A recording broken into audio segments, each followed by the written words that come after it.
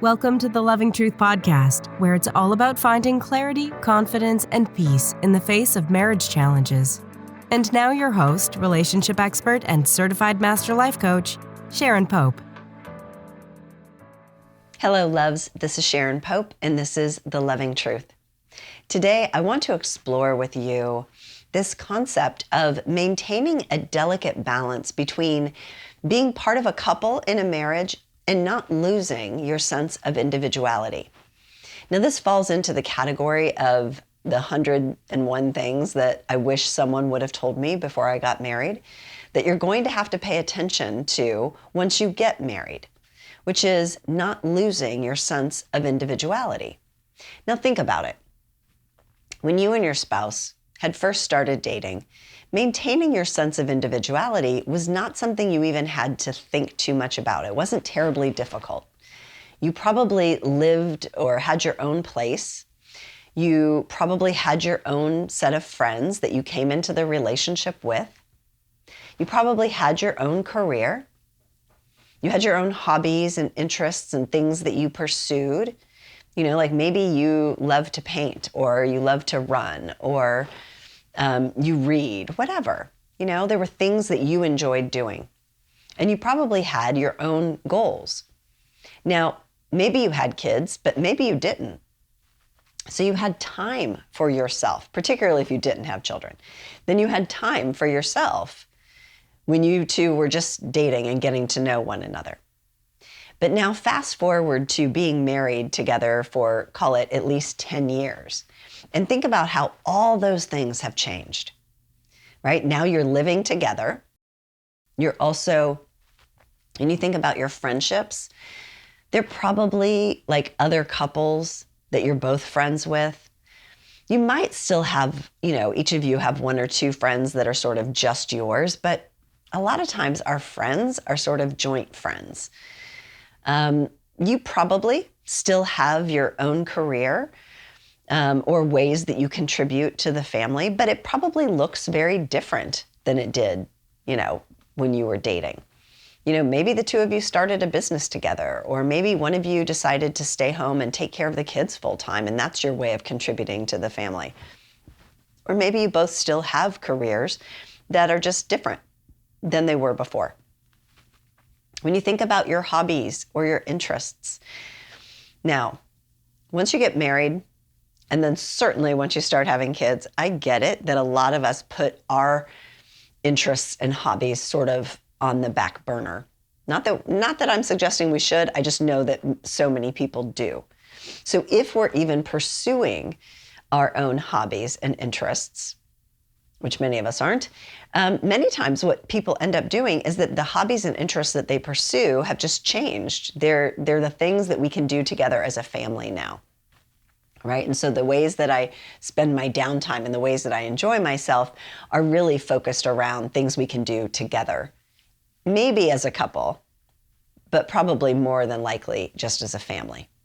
And so a lot of our self-interests and the things that used to light us up sort of kind of fall away, and we don't even really notice that it's happening. And then goals, well, where we used to have goals for ourselves, some of us may still have goals. We may have career goals or things that we're moving towards in our life. But oftentimes, if we're going to have goals, technically they should be like family goals or couple goals, things that we're working towards together. But there's not a lot of couples that sit down, call it once a year, and talk about what are their goals that they're working towards together. If you think about how most people live, we're just trying to get through the next day, the next week, the next month, the next year. We're not really thinking about goals that far ahead. Certainly there are some people that do, but the majority of people just don't live like that. So I tell you all that just to say that the circumstances have changed. And so it's really easy to fall into this place where everything is around the couple or everything is around the family and not so much around you as an individual. Because there's this prevailing theory, I guess, that, if you're single, it's okay to maintain your sense of individuality. But once you get married, that's got to go by the wayside. You got to give all that up because now you're part of a couple.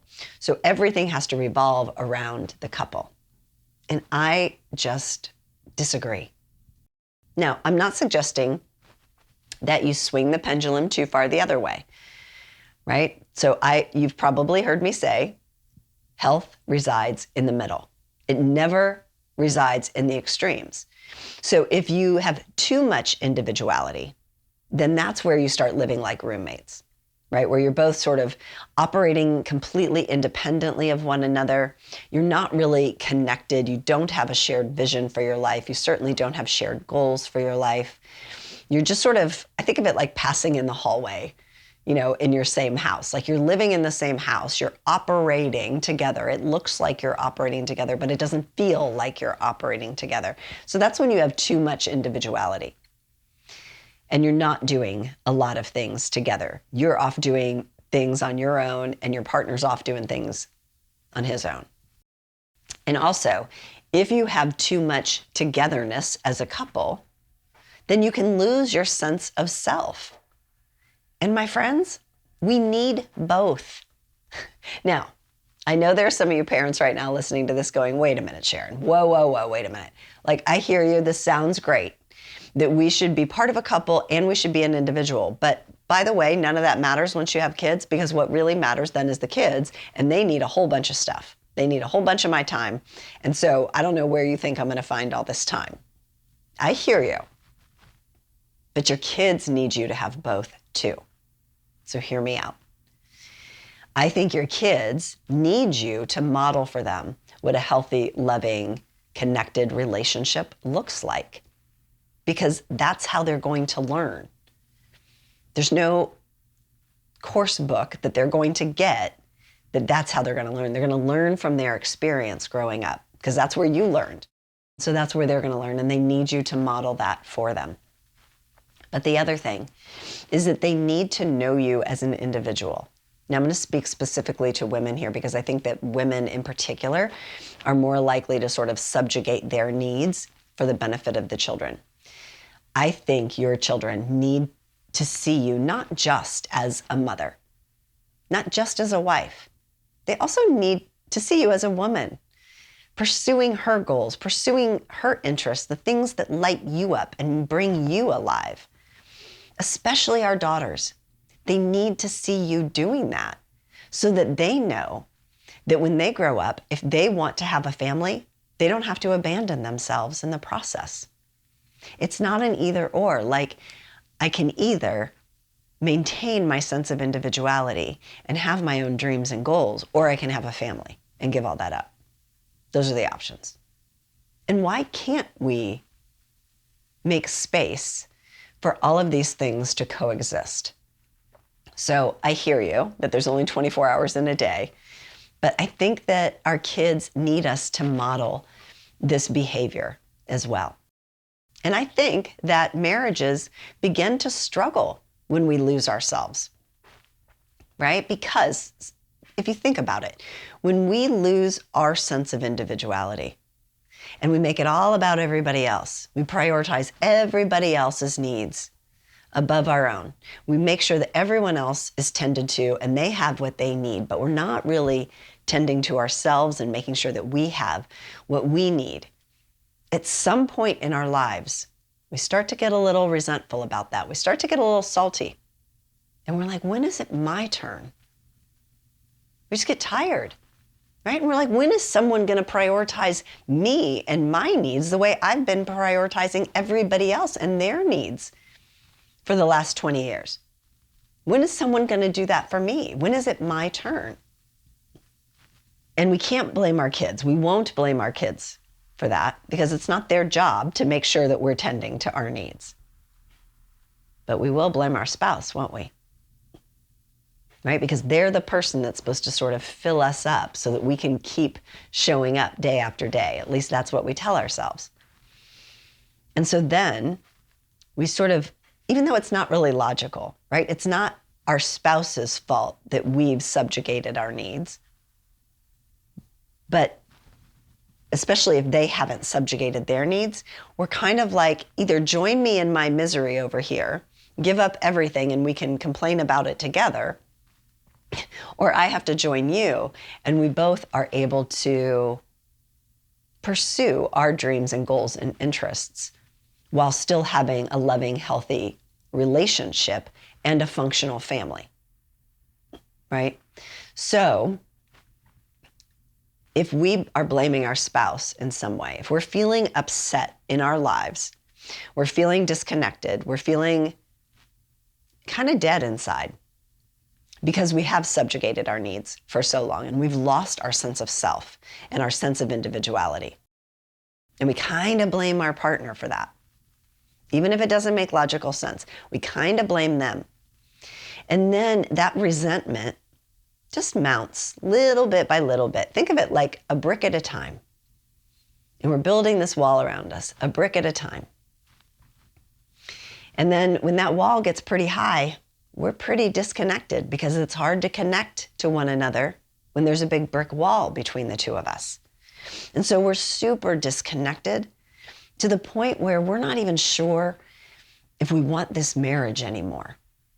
We're not even sure if we love our partner anymore. And we're not even sure what it is that we're really seeking or what it is that we're really after because we've lost that sense of self. We can feel the disconnection from self and we're kind of upset about it. And we've sort of placed the blame for some of that at our partner's feet.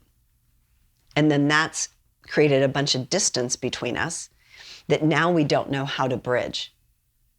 And maybe what we're seeking isn't so much a different marriage or a different relationship, but maybe it's a different version of ourselves. It's the self that we've suppressed. It's the girl who still dreams and who still has goals and desires for herself that we've just sort of paused or suppressed, I guess is the best way to say it, so that we can function in so many other areas of our lives. I wish someone would have told me that when you become married, you're going to have to navigate this very important balance between being part of a couple and also being an individual. Because my friends, the other element and how this relates to marriage is that when you lose your sense of self, when there's not a whole individual that's still there, there's not a separate person for your partner to love. It's like everything just gets sucked up and absorbed by the relationship. And what you still want, especially if you want desire to be a part of your marriage, is you need a separate person to be able to stand a bit apart from and look at and create some sense of desire about. In Esther Perel's work, she talks about how the times when we are most drawn to our partner is when we can stand back and see them in their element, see them in their passion, see them really thriving, doing something that they love to do. I have a really good friend, and I asked her, when is she most drawn to her partner? And she said, when he's skiing a black diamond, because they're big skiers out in Colorado. And for her to just stand back and watch him ski down a black diamond like it's no big deal, like that creates desire for her. But if he didn't cultivate that, if he just gave up on ever skiing again, because now, like he's part of this couple and there's kids and he just doesn't nurture that, he wouldn't be skiing down black diamonds anymore. So we need that separateness in order to help us come together and be closer and be healthier as a couple. It sounds crazy, right? Because the prevailing thought is the closer, the better. The more we do together, the better. The more we know, the better. Like it's all about togetherness. And we don't really emphasize or appreciate the value that comes from a healthy degree of separateness and individuality. All right? So I hope that gives you permission to not lose your sense of self. And if you have lost it, to go find it. Because it's an important part of your life. It's important for your children to see that. And it's important for your marriage to be able to have a bit of separateness in order to create a bit of desire between the two of you. And if you've been sort of hacked off at your partner because they have their interests and they haven't lost their sense of self, I just ask you to give a little thought to how you want to feel about that. Maybe you want to follow their lead a little bit.